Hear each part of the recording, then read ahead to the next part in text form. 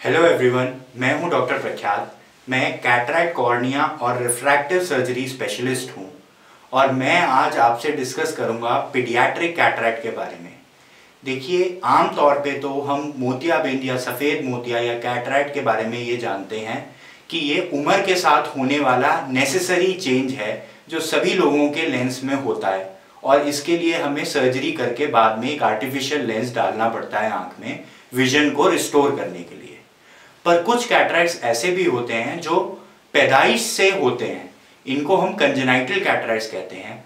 या कुछ कैटरैक्ट्स ऐसे होते हैं जो शुरू के 2 या 3 साल की उम्र तक में डेवलप हो जाते हैं और बच्चों को अफेक्ट करते हैं, उनकी नज़र को ख़त्म कर देते हैं।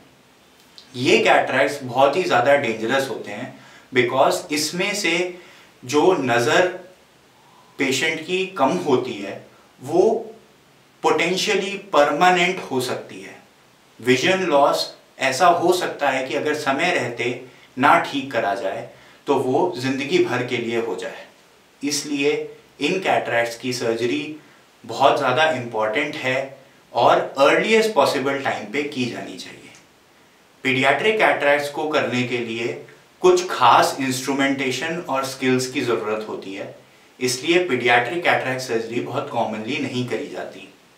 हमारे सेंटर पर हम फ्रीक्वेंटली पीडियाट्रिक कैटरैक्ट्स ऑपरेट करते हैं और उनमें लेंस भी डालते हैं। उन बच्चों की आंख में अगर लेंस डाला जा सकता है और डाला जाए तो आउटकम्स और भी ज़्यादा अच्छे देखे गए हैं और मॉडर्न डे टेक्निक्स के साथ, मॉडर्न इंस्ट्रूमेंटेशन के साथ ये करना बहुत ही ज़्यादा पॉसिबल है। तो आइए देखते हैं इस सर्जरी को। देखिए, अब हम बैठ चुके हैं हमारे ऑपरेटिंग टेबल पे और मैं इस पेशेंट की सर्जरी स्टार्ट कर रहा हूँ। ये 1 साल का बच्चा है और आप देख सकते हैं कि इसके पेरेंट्स ने नोटिस किया ये कैटरैक्ट, वाइट ओपेसिटी इसकी आंख में, जिसकी वजह से बच्चे को नहीं दिख रहा था। और अगर हम अब इसे ऑपरेट ना करें तो ये ओपेसिटी पोटेंशियली इस बच्चे को अंधा भी कर सकती है। तो ये हमने एंटीरियर ओपनिंग बनाकर लेंस मैटर को साफ़ कर लिया है, जो सफ़ेदी है उसको हटा दिया है और अब मैं बाकी हिस्से की सफाई करके आगे बढ़ रहा हूँ। तो देखिए, पीडियाट्रिक कैटरैक्ट्स में एडल्ट कैटरैक्ट्स के बनिस्बत काफ़ी ज़्यादा कॉम्प्लिकेशंस होती हैं और काफ़ी कॉम्प्लेक्स और इंट्रिकेट सर्जरी होती है। इस समय मैं एक मेम्ब्रेन हटा रहा हूँ, लेंस के पिछले हिस्से की मेम्ब्रेन है, इसको पोस्टीरियर लेंस कैप्सूल कहते हैं, और मैं इसको भी हटा रहा हूँ या रिमूव कर रहा हूँ। रीज़न ये है कि छोटे बच्चों में इस कैप्सूल की सफ़ेदी आने से या इस कैप्सूल के ऊपर और ज़्यादा रिएक्शन होने से समय के साथ लेंस के पीछे सफ़ेदी आ जाती है और फिर से बच्चे को दिखना बंद हो जाता है और अंधापन आ सकता है।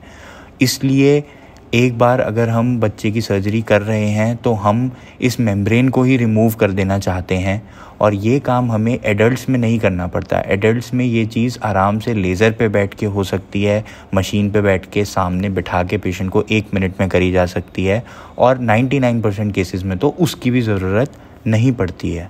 पर इस केस में देखिए, मैं कितने ध्यान से इंश्योर करना चाहता हूँ कि कोई भी हिस्सा उसका रैगिड ना रहे, यानी कि खुरदुरा ना रहे, वहाँ से कट में कोई वीकनेस ना हो और पूरा सर्कुलर कट मिले।